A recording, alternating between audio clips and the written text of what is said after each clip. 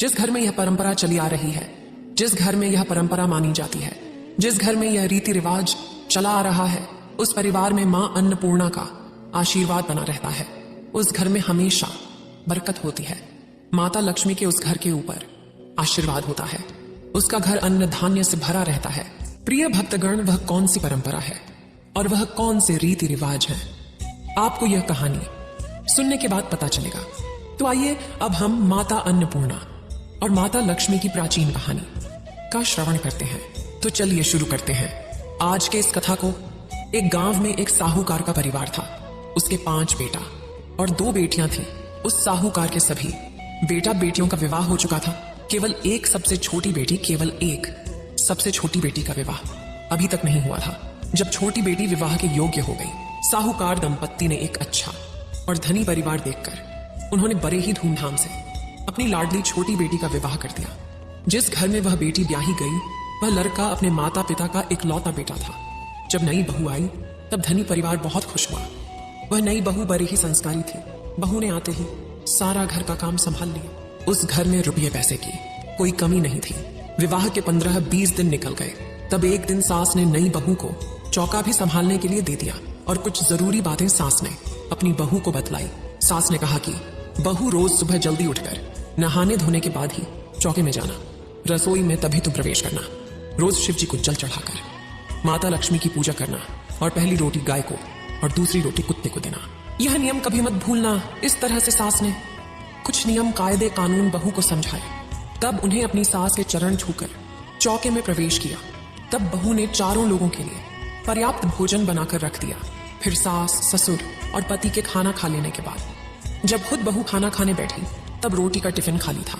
तब बहू थोड़ी सी दाल और चावल खाकर रह गई और मन ही मन सोचने लगी, शायद मैंने आटा थोड़ा कम लगाया था।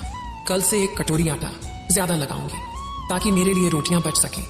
प्रिय भक्तगण, जब शाम होता है तो बहू ने खाने की पूरी तैयारी कर ली और 1 कटोरी आटा ज्यादा उसने गोद लिया और उसने रोटी और सब्जी बनाकर तैयार कर दिया। उस बहू का पति भी अपने काम से वापस आ चुका था।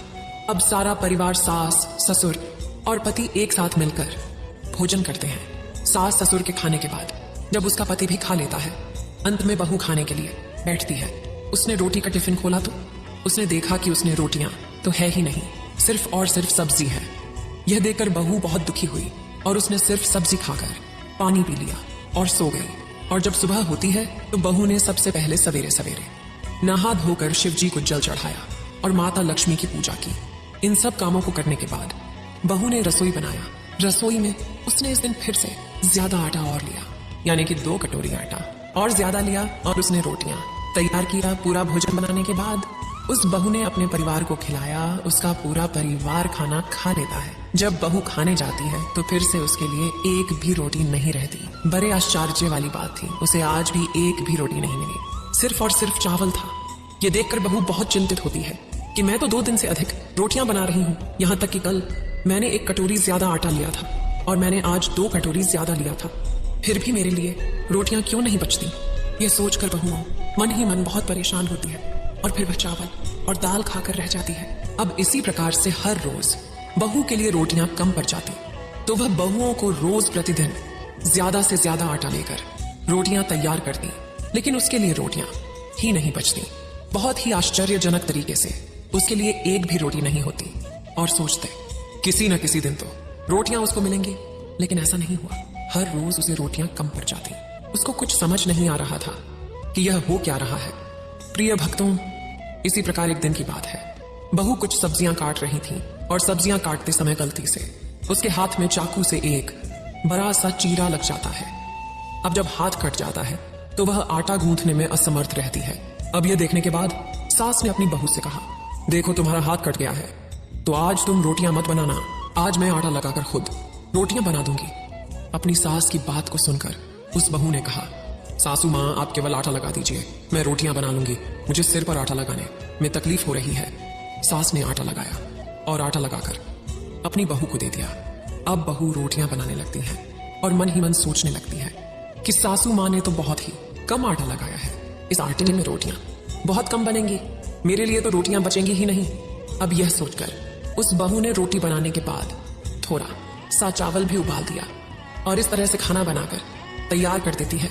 खाना जब तैयार हो जाता है तो सभी सदस्य एक साथ मिलकर खाना खाते हैं। जब सास, ससुर और पति खाना खाकर चले जाते हैं तब वह बहू बड़े ही दुखी मन से खाना खाने के लिए बैठ जाती है। तो उसने रोटी का टिफिन खोला। जब रोटी का टिफिन खोलती है तो उसने देखा कि टिफिन में 4 रोटियां हैं। यह देखकर बहू बहुत खुश होती है और उस दिन बहू ने भरपेट खाना खाया।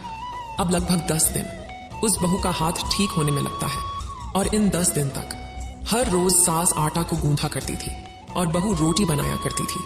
अब हर रोज बहू के लिए रोटियां बच जाती थी और बहू भरपेट खाना खाती थी। इस तरीके से जब 10वां दिन होता है तब सास ने अपनी बहू से कहा, बहू तुम्हारा कटा हुआ उंगली अब तो ठीक हो गया होगा, क्या मैं आज आटा लगा दूं या फिर तुम खुद ही आटा लगा लोगी?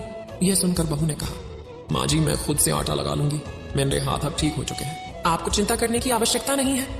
यह कहकर बहू ने उस दिन आटा लगाया और रोटियां बनाई।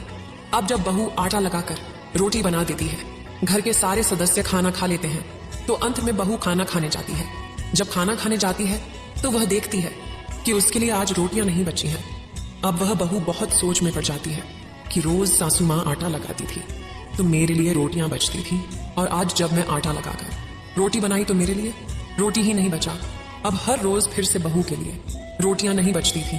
यह देखकर बहू बहुत परेशान हो जाती है कि जब सासू माँ बहुत कम आटा लगाती थी तब पर भी मेरे लिए रोटियां बच जाती थी और जब मैं ज्यादा से ज्यादा आटा लेकर रोटियां बनाती हूँ फिर भी मेरे लिए रोटी ही नहीं बचती। आखिर बात क्या है? ये सब क्यों हो रहा है और किस लिए हो रहा है? मुझसे क्या गलती हो गई है? यह सोचकर वह बहू बहुत परेशान होती है। नई बहू थी और घर में सबसे कुछ कहने में संकोच भी कर रही थी। इस प्रकार से बहू का स्वास्थ्य गिरने लगता है। वह ठीक से खाना नहीं खा पाती। उसके लिए रोटियां तो बचती ही नहीं थी तो वह खाना कहां से खाती? जो भी कुछ बचा रहता वह खाकर पानी पी लेती। इस तरह से वह कमजोर हो जाती है।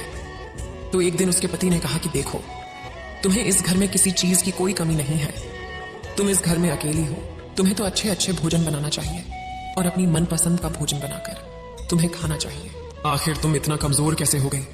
क्या तुम ठीक से खाना नहीं खाती या फिर कोई और बात है? देखो, तुम मुझे सच सच सारी बात बता दो। आखिर बात क्या है?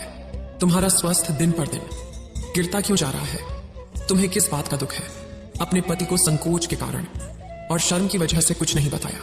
आखिर वह सोच रही थी कि मैं अपने पति को क्या कहूंगी कि मैं रोटी बनाती हूँ तो कम हो जाता है, एक कटोरी रोज आटा ज्यादा लेती हूँ फिर भी उसे रोटियां नहीं बचती। यह सुनकर मेरे पति विश्वास ही नहीं करेंगे कि भला ऐसा कैसे हो सकता है। यह सोचकर उस बहू ने अपने पति को भी कुछ नहीं बताया और चुप करके रह गई और वह सो गई। जब वह बहू सो जाती है लेकिन उसके पति को नींद नहीं आती तो वह रात में सोचने लगता है कि आखिर उसकी पत्नी क्यों दुखी रहती है, वह इतना दुबली पतली क्यों हो गई है। बहुत सोच विचार करने के बाद उसके मन में ख्याल आया कि शायद हो सकता है उसे अपने माता पिता की याद आ रही हो। मैं ऐसा करता हूं कि कल अपने माँ और बाबूजी से आज्ञा लेकर अपनी पत्नी को उसके मायके घुमा लाऊं, इससे शायद उसका मन प्रसन्न हो जाए। अब वह पति अपने मन में विचार करता है। उसने सोचा कि उसकी पत्नी को अपने मायके की याद आ रही है, इसीलिए वह गुमसुम है, कुछ खाती पीते नहीं है और दुबली पतली हो गई है। यह विचार करके वह सो जाता है और जब सुबह होता है तो अपने पिताजी से और माँ से उसके बारे में बात करता है कि पिताजी, मुझे लगता है कि मेरी पत्नी जो है बहुत कमजोर होती जा रही है, बहुत गुमसुम और उदास रहती है। मेरे समझ से उसे अपने माता पिता और अपने मायके वालों का याद आ रहा है। मैं ऐसा करता हूँ, उसे अपने साथ उसके मायके लेकर जाता हूँ और घुमा फिरा कर ले आता हूँ।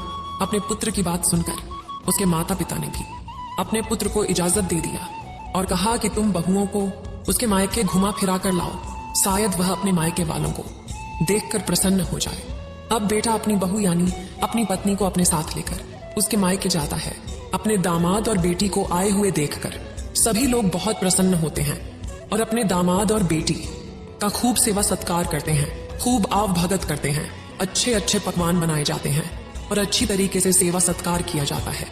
अब जब सभी लोगों ने भोजन कर लिया और आराम करने का वक्त हुआ तो एक कमरे में अकेले में उस बहू के माता पिता ने अपने बेटे से पूछा, बेटी तुम्हें किस प्रकार का दुख है?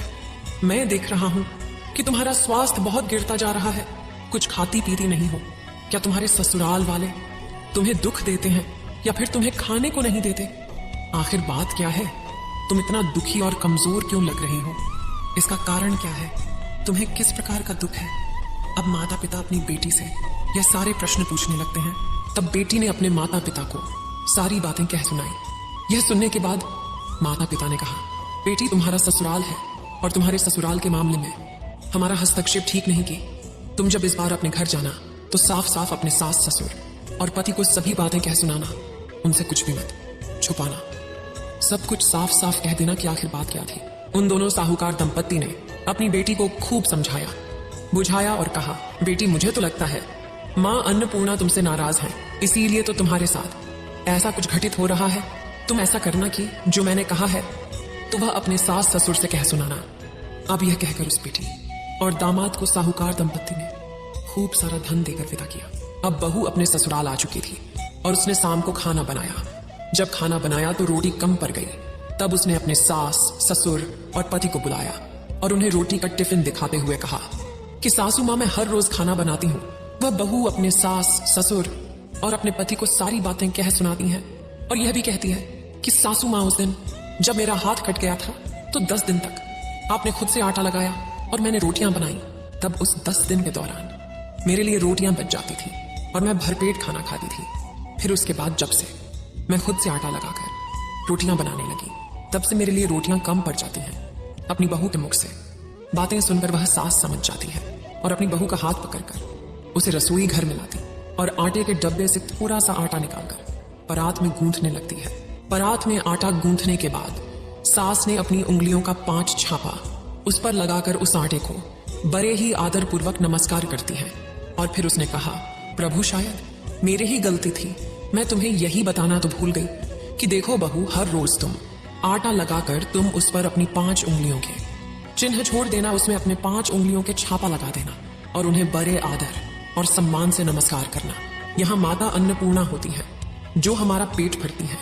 ऐसा करने से माता अन्नपूर्णा खुश हो जाती है और अपना बरकत दिखाती है और ऐसा करने से पूरे परिवार का पेट आसानी से भर जाता है, भोजन की कमी नहीं रहती।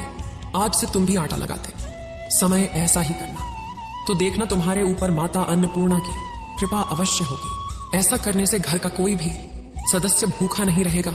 अपनी सास की बात सुनकर वह बहू अपने सास के चरण स्पर्श कर लेती है। उस दिन से अपनी सासू मां के बताए गए नियम के अनुसार वह आटा लगाने लगती है और आटे पर 5 उंगलियों के निशान छापे लगा देती थी और उन्हें नमस्कार करती थी। इस तरीके से अब बहू के लिए रोटियां बचने लगी थी।